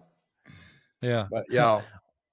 But what I was gonna say was, it was a big achievement for me. Like, I'm 30 years old and I finally get to own my first registered horses, because all I dealt with in terms of like pursuing things in the Western industry, at least, um, I was fortunate as a kid. I got to ride some nice horses when I was 3 day eventing and all that stuff. Um, but I don't been riding like thoroughbreds and every grade horse you could imagine and draft crosses and all that stuff. And they were all great horses, but like my wife and I, we worked and grinded and worked and grinded. And like now at 30 years old, it's not really a big accomplishment compared to a lot of people, but I carry my AQHA card in my wallet because I'm so proud of it, because I actually have a reason to be a member of the AQHA now. Hey, ownership means something. Ownership matters. Like, I grew up working for a lot of great trainers that I rode a lot of famous horses. I've, loped. CD Alina, the NCHA futurity champion, was in my string to lope every day. I had nothing to do with training him, but I worked for Winston Hansma. I worked for Doug Milholland. We had some Hall of Fame reining horses there, too many to list. I worked for Bill Horn. Like, I've ridden some great horses. But it is different when your name is on their paper and they're your horse. And when they're your really good horse, it's to a horse person, like, that matters. Like, it's different when you own them. No matter how humble they may be, I'm proud of every single horse that I've ever put my name on. Yeah, 100%. So where I was going with that, I did want to share that because that's a big deal to me. It might not be a big deal to anyone else, but it's a big deal to me. But we were looking at some different sales and like find one we'd like, it'd go out of our budget, find one we'd like, go out of our budget. But what we would do is, you see one like go and you're like, oh crap. Well, now we got to look at like down the catalog and like get the rest of them, figure out what we're going to buy. And I remember you saying this: when people are at a sale, there's a mental thing as a buyer at a sale. It's like you see all those horses as like the entire list of horses that is available in the world, right? Which goes to your point of why people will overpay for the nicest horse at a sale, because it's perceived the nicest horse in the world. So, man, that takes a lot of discipline to be the objective person right there. And I've lived it, where it's like, oh man, my horse left, but I still got 2/3 of the sale to get through. And I'm like flipping through the list trying to find another one I'd buy. I'm like, I've already looked through all these horses. I already had like the 3 I knew I was going to bid on. But now in this moment, why am I going back down the list trying to find something that I wouldn't have found the week leading up to the sale? Right. But that's a real thing. People do that. They do. And I always say my rule is I never, ever make a decision at the auction. All those decisions are made before. It's the worst time to make a decision. It's designed to make you make a poor decision, which is why I love selling at auctions. But when you're a buyer, like, you need to know what you're doing, which horses you're in on, what you're going to give for them. If they're x-rays, like, all that research has got to be done before you get there. And then it's easy. It's like, the decision's already made for you. I love this colt. Nothing about me worries him. If I can buy him for under 15,000, I'm going to buy him. If he brings 16,000, I'm not going to buy him. And then, you have your short list, your budget on each one. If you get one, then I always said, if I do go to the sale and buy a prospect, I know when I get him home, I'm going to be absolutely thrilled with him. I'm not going to settle. These are the ones I'm in on. This is the budget I have. It's unlikely I'll get one that I want for that budget, but if I do, I know I've scored. And if I miss, I went many a year to the NRHA futurity sale and never got a colt bought because I couldn't get what I wanted for what I wanted. So okay, then you don't get one. You got to wait. Yeah. Yeah. Well, we've got a yearling now, and I'm going to start him next month. And I was super nervous, especially like I wasn't at the sale, right? Like being in Virginia, I had to do the online deal, and I did my research. I mean, I had like 3 different vets look at x-rays. I had farriers look at his feet and his his motion and all this stuff. And, my wife looked at him, all this stuff. And I was like, wow, this is a lot of work. Like, this money's burning a hole in my pocket. I just want to buy a freaking horse, right? But we went through all that and tried to be super disciplined. And that shipper unloaded that colt off the horse trailer. And like, do you know what a catfish is, Steve? When someone like pretends to be someone online, and then you meet them in person, like, oh, you were not the good looking gal I thought you were, right? So like, I he got off the trailer and it was like the reverse of that. Like, the first thought I had was they did not a great job with his sale photos, because this is like the most gorgeous yearling I've ever seen, right? Like, I liked his vid, like I liked him enough to buy him still, but I was like, oh, I get it. He's not the flashiest yearling at the sale. And then he got off the trailer, and I just like fell in love with him instantly. But I felt way better about all that, and I got lucky. That I'm sure that doesn't happen all the time, and I'm not recommending. Like, if I had to do it over again, I'd get the flight to Texas and go look at the yearlings, right? But it, I could feel like that because I like put in the work and like really said no to a lot of horses before I got there, and I want to do that because it took me a long time to have the money to buy the horse in the first place. Yeah. So yeah, That's but it exactly matters. how It's, you need to approach it. That's how I did it. Like I always said, and I tell people when they come here for a horse and they're sure this is the one, and then they can't ride him or they don't get along with him, I'll say, look, it's just like a spouse. You're only looking for one, as most people are. You just want one horse. Like for us, it's a show horse. So you're only looking for one. Like, so it's a unique proposition. Wait till you find the one. Well, how will I know? Well, the horse will tell you if you'll listen. dang. I bet people love that last line too. Oh, it takes me off the hook. They ask me all this stuff, Yeah. especially when they're at the barn. I'm like, I got an idea. Why don't we let the horse tell us? Like, I've described the horse to you, but I don't know how you're going to interact with him. The best thing we can do is you're going to go ride him, and I want you to ride like you want to. Whatever it is you want to do on him, go try it today. And he will immediately tell us if he's down with that or not. And so I don't want you to feel bad if he says no. It just means he's not a bad horse. He's just not the right horse for you. And that gets me off the hook, and it saves people's ego. I'm like, well, he said he don't want to be your dance partner, Chet. We're going to have to run another one in here. And they're like, okay, Steve, that's the truth. Yeah. But it's either that or say, boy, you ride terrible. Are they going to buy from you then? I doubt it. Like, this is a great horse. Like, I see trainers do that all the time.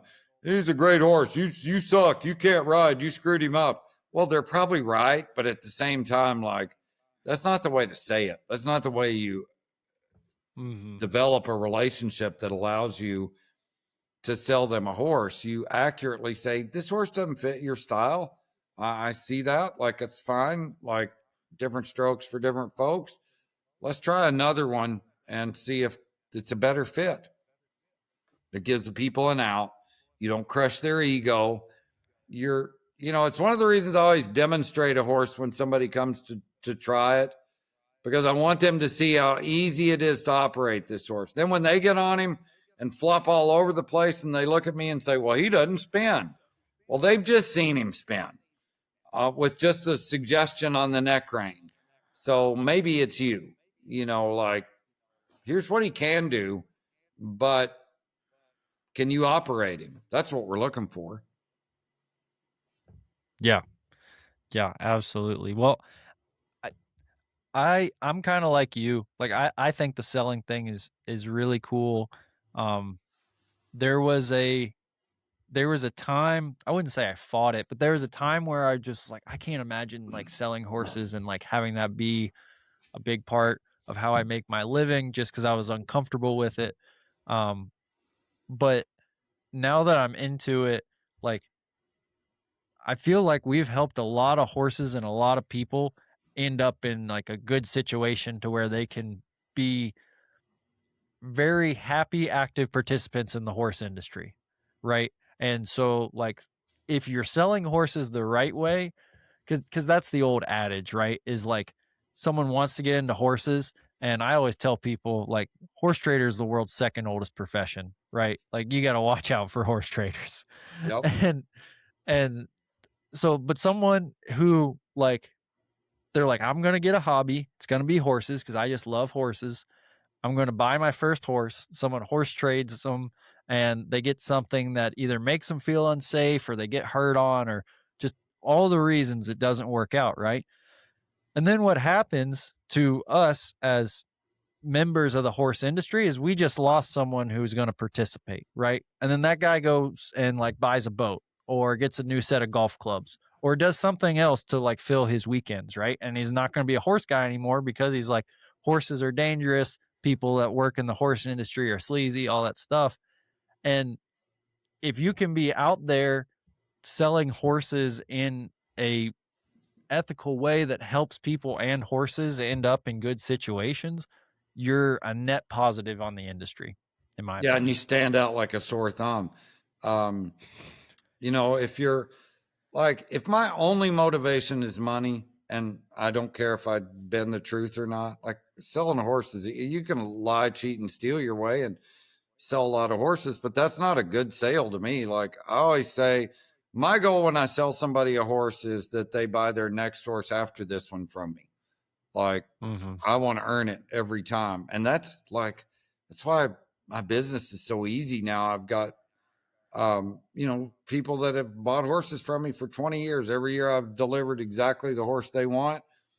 So why are they going to look anywhere else? They just got to call Steve, tell him what they want, and he'll look after them. Like, not that I'm anything great, not that I don't miss on horses because I'm human, but I always thought, wouldn't that be a great thing when everybody that's a horse dealer or that's selling horses, really their only motivation is, can they get money out of me? Whether or not it works or it's the right horse is not a consideration of them at all. They may say what they think they need to say to close the deal, but I don't want to be like that. And ultimately, in the end, that's why we've compounded goodwill to the point over the years that people are just comfortable buying from us. And that when there's not that trust barrier, it makes it a whole lot easier to find out if the horse is going to fit or not. Yeah, absolutely. Absolutely. So I want to switch gears here because I definitely wanted to talk about horse sales with you because I think you're one of the, at this point, you're probably one of the gurus out there because of your experience and what you're doing with your business and everything like that. There's a lot people can learn from you there. But I do want to visit with you just about the sport of reining in general, especially because you're at the top level. You're quite involved. I know you make your living in reining horses too, but we talked a little bit at the beginning how you got your start and your work ethic and everything. When when were you introduced to reining, and, like, what made you want to go that direction? Because East Tennessee's not exactly a reining hub, right? So you had to get exposure somewhere from that, and um had to get the spark going some way. Yeah, I just always thought it was the highest form of Western horsemanship. And I thought, if I can train a reining horse, I can probably train a horse to do about anything because that seems to be the hardest thing to do. And when I got my interest in it in the early 80s, the only way to learn how to do it was you had to go work for somebody that knew how. So I got a job for Doug Milholland, who I thought was way, way ahead of his time, more like a dressage rider than a reiner. Like it wasn't just poke and pull and kick and hope. Like he had a method. He rode horses in drop nose bands. Like his horses got repeated results. Like he could show them over and over again. It wasn't like he just tricked them into doing something once. So I worked for Doug for almost 4 years, and that's where I got my real foundation. And then in 1990, kind of went out on my own and have just done it ever since, kind of on my own, but you're always learning. Um, Mhm. I just love where the reining industry is now. It's way better than it was back in the 80s, better financially. Horses are way better. The training is way better, like not even close. Yeah.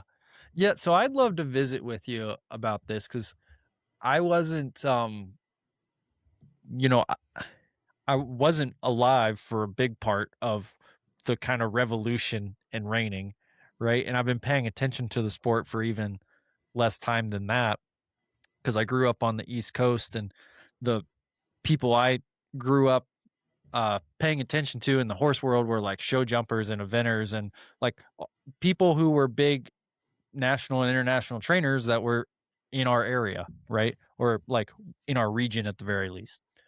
So if you go back, like anyone who wants to go back and watch like a reining run from the 80s, it looks completely different from a reining run now, right? So like you're one of those people who like you kind of like lived the whole transition from, you know, what when you got exposed to it in the 80s, was reining like in the horse world, was it mainstream? Was it like if you were said you were a horse trainer and you had a cowboy hat on, would people assume reining, or what would they think? Like Western The pleasure big thing probably, or then was something to like be a that? Western pleasure horse guy, which I thought, Yeah. if I have to do this for the rest of my life, I'm getting out of the horse business. Like, I don't want to. Yeah. To me, that's like, how much can I take away from a horse's natural? I'm not picking on you pleasure horse guys. I'm just saying, as a trainer, it presented no challenge to me. The reining, you know, like I'll give you an example. When I worked for Doug the last year, 1989 or 90, when he won the Futurity on Silver Anniversary, imagine a gray mare that wins the Reign of Futurity now, what she'd be worth. I mean, six figures, maybe more, because it's a brood mare. We sold her for 25,000 and thought we broke the bank. Like, that was like crazy money. Can you believe we got 25,000 for that mare? Well, she did win 100,000. Yeah, but still, Yeah. like, it's just a gray mare to us, you know. Yeah. I just So got I've into it I've because I like the horsemanship part of it. We're fortunate now that the yeah. horses and the trainers have made it where everybody can ride them. And so that's why there's a broad market for them. Gotcha. Gotcha. So that when you were learning all that, and then the in the 90s, because again, this is an outside perspective and I'm largely regurgitating what I've heard. But a lot of people's take is like Boomer Nick changed how reining horses look, right?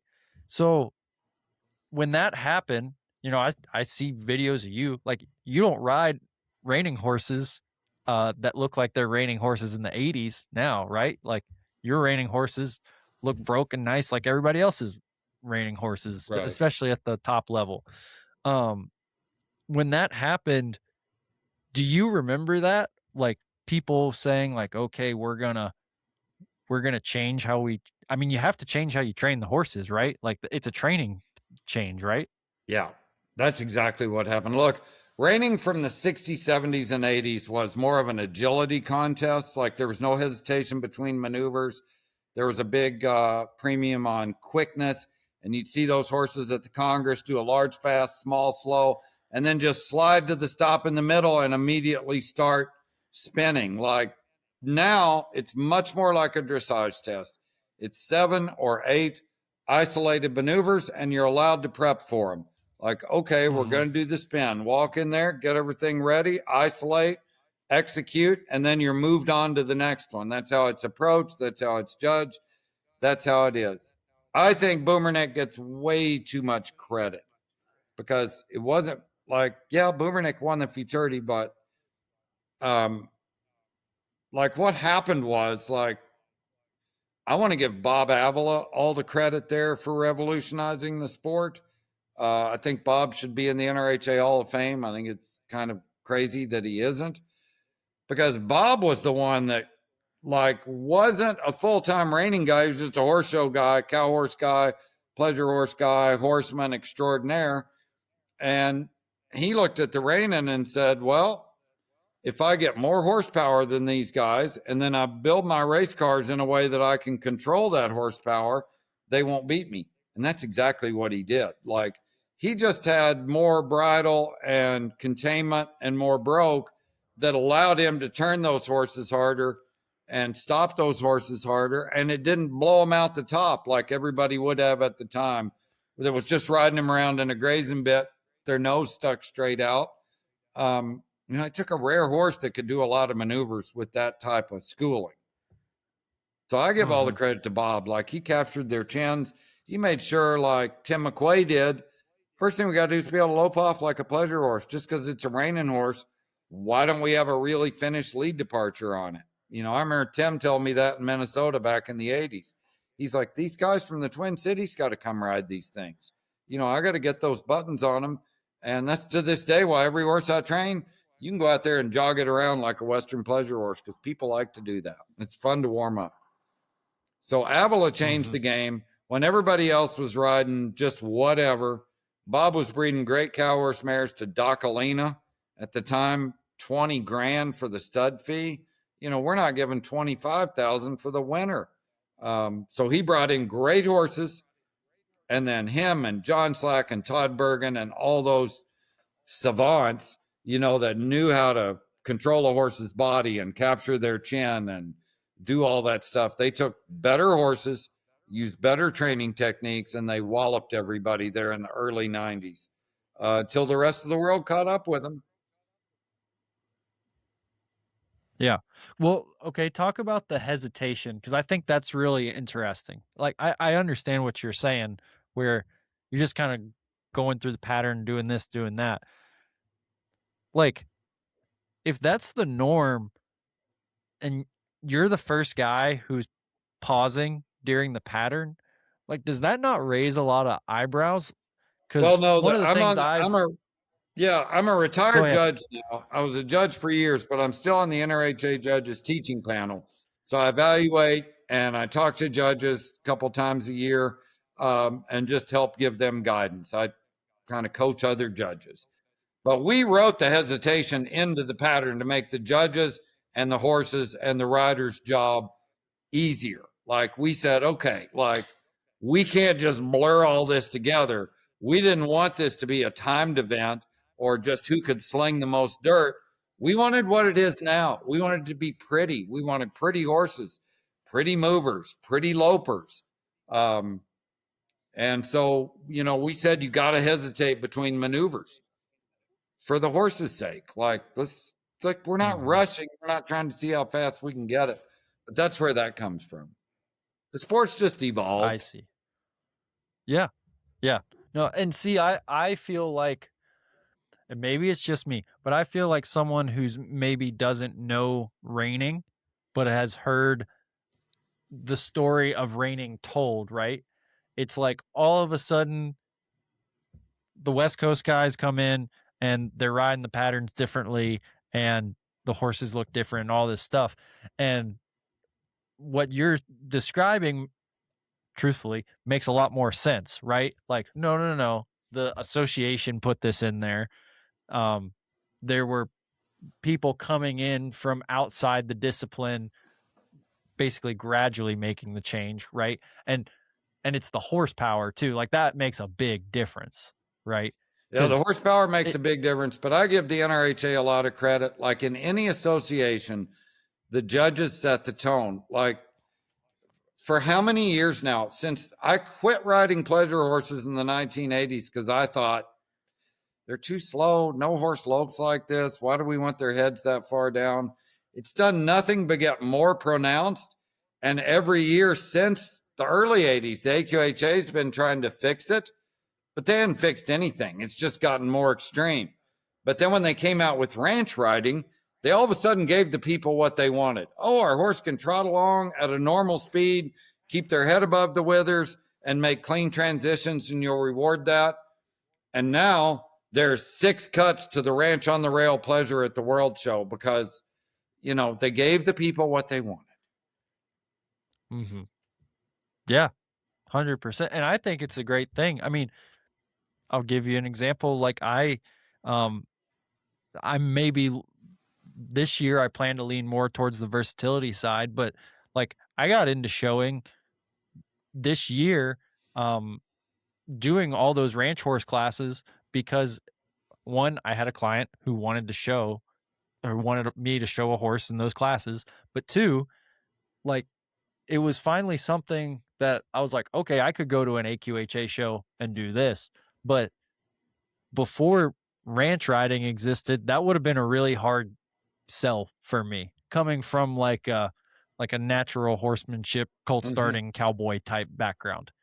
Cause I was just, and then especially before that, a 3-day eventing background. Cause it was like, I know how horses move. I've never seen a horse move like that a day in my life.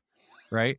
But the ranch riding, it's like, okay, we can do that. That's just like a good broke horse. Yeah, exactly. Yeah. What's wrong with that? Nothing. Hmm. Yeah.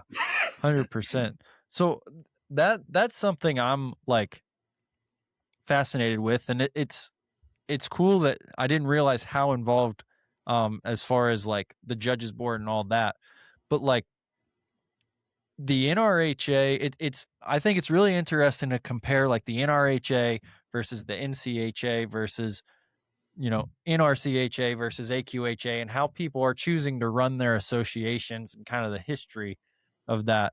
And overall, at least at the place we find ourselves today, it seems like the NRHA has made a lot of good decisions. I'm not saying they're perfect. I'm not saying they haven't ticked people off, but like from what we're talking about, like where I know where the starting point was to get to now, they've made some good decisions in terms of promoting their sport.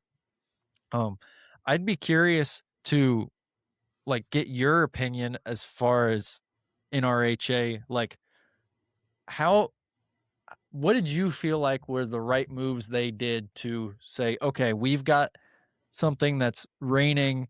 We're kind of a periphery sport to now you guys, I'd say like you guys, at least in where the money's involved, like it's like cutting and then you guys, um, up here and then you got everything else going on. Like all the industries are booming. I'm not trying to throw shade at anybody else, but like when people see someone who's a horse trainer in a cowboy hat and they don't know anything about horses, there's a fair chance they say, are like, do you train reining horses?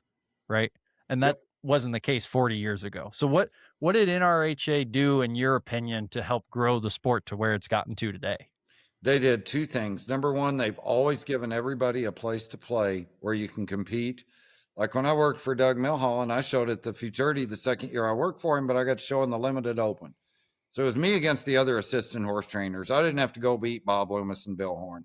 And it's the same way today. There are so many divisions that, you know, there's a green as grass division where you can show two-handed, do simple lead changes, and they don't even judge it near as strict as they do in the open. So you can go in there and run a pattern and fail and get your feet wet with other people that are doing the same thing and not feel like a fish out of water. The other thing is the NRHA has been fortunate in that they've had horsemen that have influenced their judges committee over the years. An example of that, I remember 25 years ago, judging, and you know, trainers, I don't blame trainers. They're always trying to figure out a way they can mark bigger scores and win more. And they thought, well, like on these circles, we can only run so fast, but what if we trained a horse to lope really slow in the slow circles? We know how the pleasure horse guys get them to do that. So we'll just really exaggerate the slow part, and then they'll have to mark us higher than the other guys that are just normally loping. So you start to see some horses loping with their ass to the inside and real trashy. And immediately the judges committee sent us judges videos, and they said, you see this? This is exactly what we do not want. We're not this excessive slowness, poorness of movement, all that stuff. If you see a horse doing that, that's not natural, that's out of balance, we encourage you to really crush that maneuver, -1 it, whatever you got to do. And so we did that for about a year, and guess what? It all stopped because people are going to do what the judges reflect. You know, people complained about pleasure horses for years, and it was AQHA leading the charge. Oh, their heads are too low. They're loping too slow. And then you get to the Congress and the World Show, and those same people pick those exact horses to win every class. So they lost all credibility. Whereas in the reining, we said, look, if they do this, we're not paying it. And so that's why you've seen that, like, you look at those 30 horses in the NRHA Futurity finals this year, good God, they're exemplary. They look good. They're happy. They're fresh. They don't look used up. They don't look sore. They don't look overdone. I'm so proud of our industry for where we've gotten. We weren't always great. Like, we have some things I'm really was embarrassed about then and am now. But, that's just evolution of time, and the sport should get better. Mm-hmm. Yeah. Yeah. 100%. And the thing is, because it's easy, I think, especially for like keyboard horse trainers, you can run after any discipline and come after them about things, right? With good reason. Like, I won't deny there's some Well, bad actors in the horse business. I mean, but that's not all of us. 100%. Yeah. Yeah. Yeah. Well, and like, I'll be totally honest, like, coming from a English background, I knew what reining was. There wasn't a lot of people around me that did it, but like when you talked about reining, uh, really, it was like all the bad stuff. It was like, oh yeah, like in the news, because it's not like anyone's, following the sport, right? Like who's winning the futurity or anything. So the only time in that world you hear about the reining is like, here's the next scandal, here's the next horse abuse scandal, right? And it's associated with this discipline, and then you'd hear about it, from a Western pleasure guy or whatever it was. Like, it was just like, there's horse abuse and this discipline, horse abuse and this discipline, because you don't get pressed for all the like good things going on. No. And you know what? Like, you're always going to have bad actors. There are some people that'll get attracted to the horse business because the opportunities it offers them, but they don't care at all about the horse. And when you come to it from that point, then why wouldn't you torture a horse into doing what you want? Like, you don't care. Most of us in the reining, and I remember going back into the 80s, being at Oklahoma City, the first year of the reining futurity worked there. There was a trainer there that was a butcher and was overdoing a horse. And I remember I was working for Doug, the three industry leaders, Bob Loomis, Doug Milholland, and Tim McQuay, not the NRHA, but just three horse trainers that loved the sport. They went over and they told the guy, you need to get off that horse. What you're doing is bad for all of us. You're abusing that horse. And number one, like, we hate it for the horse because we happen to love horses. But more important than that, we make our living here, and you're pooping in our mess kit. You're ruining it for all of us. That's leadership. Like, they didn't have a dog in the fight other than, we need to be good stewards of the sport that we're trying to grow. And NRHA has always been good about that. I think about guys like Clint Haverty, who's always been my hero. And I remember Clint back in the day when it was okay. It was accepted to be too hard on a horse. I'll just say it. Mm-hmm. And I remember Clint riding up to people and having the guts to say, hey, partner, I think you're done for a while. What? You're not going to tell me what to do? And Clint would say, no, you need to step off that horse and you need to take a break.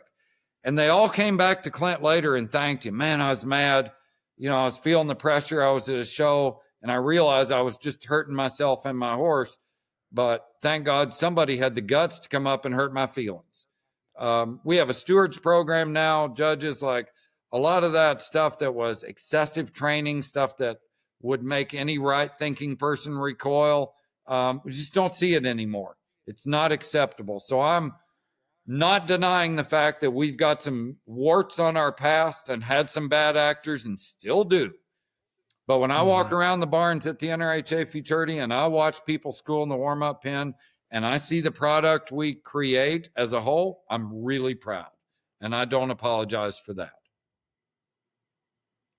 Yeah. Well, that's awesome. And it's awesome that, like you said, you're in a association, a sport, and an industry where the people who are large stakeholders in that, they have a voice and they have a way to shape the direction. Well, and that's where I was so proud this year at the Futurity. We had the horse herpes outbreak in Texas. So we had to move the reining futurity back a week. We didn't know if we'd have it. The sale got moved to online. But I said, whatever decision they make, I'm going to stand by it because I know our executive board and all our decision makers have total skin in the game. They all own horses in these sales at these shows. They're going to make the decision that's best for the horses and the industry, not just we've got money invested, so we got to have a show. That to me is why the NRHA has always been good. The leaders have been involved. Yeah. Yeah. Well, it matters. Like my wife, she's a hunter jumper trainer, and there have been several times in the last 5-10 years where it is very evident with USEF that the people running USEF and the people that are trainers making their living at USEF shows, that is two different groups of people. And that's really, really tough. And I'm using them as an example. I'm not trying to throw stones at them, but you're kind of on borrowed time if your bureaucracy and the people actually making the living doing the boots on the ground stuff, if there's no connection there and there's two different groups of people, because you're always going to end up at odds. It's why the NRHA could never get with, really any type of international sanctioning, because there was so much bureaucracy with the FEI and the USEF that it didn't allow us to run our sport the way we run it. So we finally just said, you know what? It's an American game. We invented it. We're going to play it by American rules. And if you don't like it, go play another game. I've seen that, when I was a judge, I'd have to get USEF certification to judge like the Scottsdale Arabian show, which is sanctioned by the USEF. A whole different ball game and bureaucracy. And, I would have to take the safe sport exam, which is great, but you'll never convince me that stopped anybody from molesting a youth kid.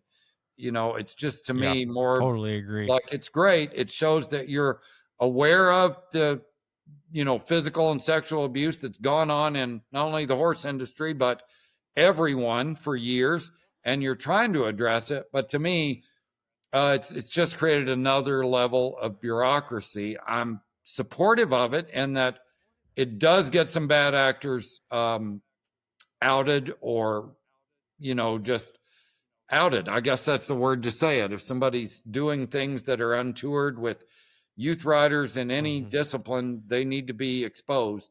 But it was always funny. Like I had to take a test to judge an Arabian show to be in the good graces of USEF.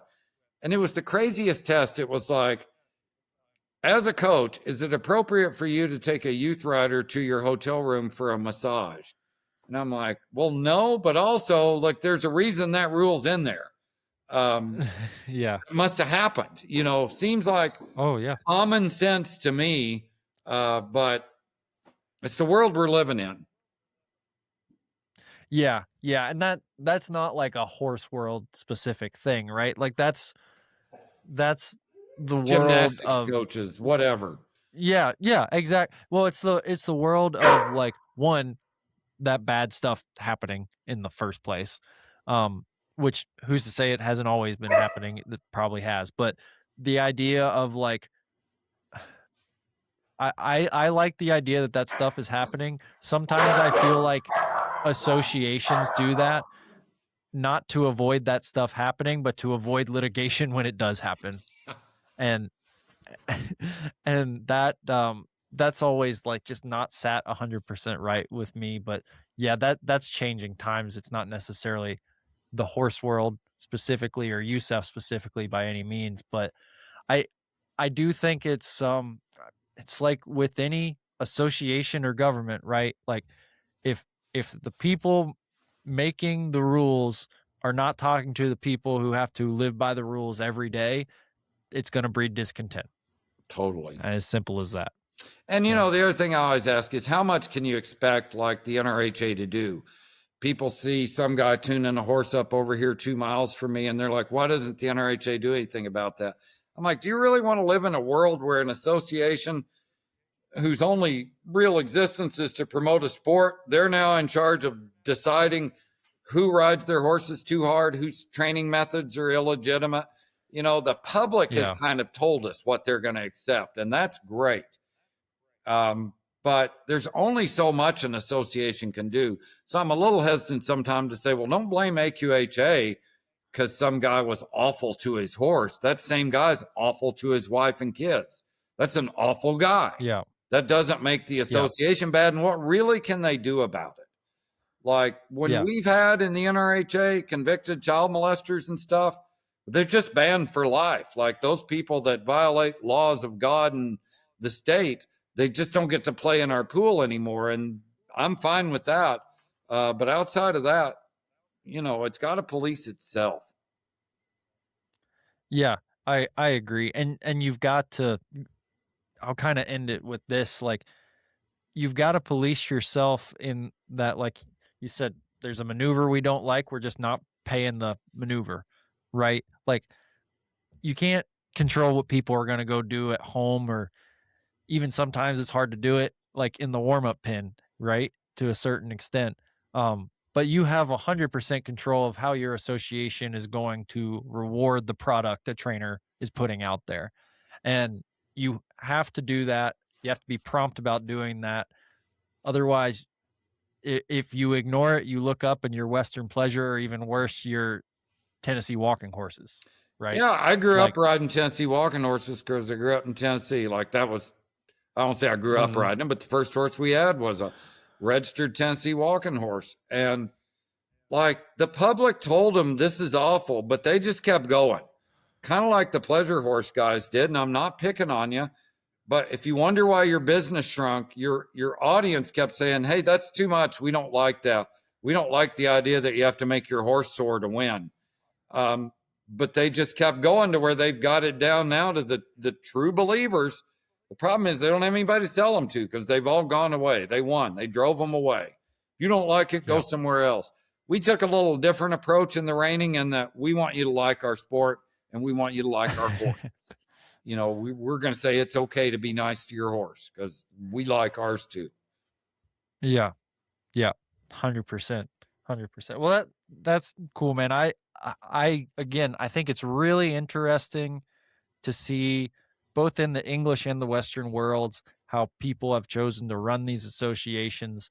I talk about it on here a fair bit because it really does matter, because it affects everyone in the long term.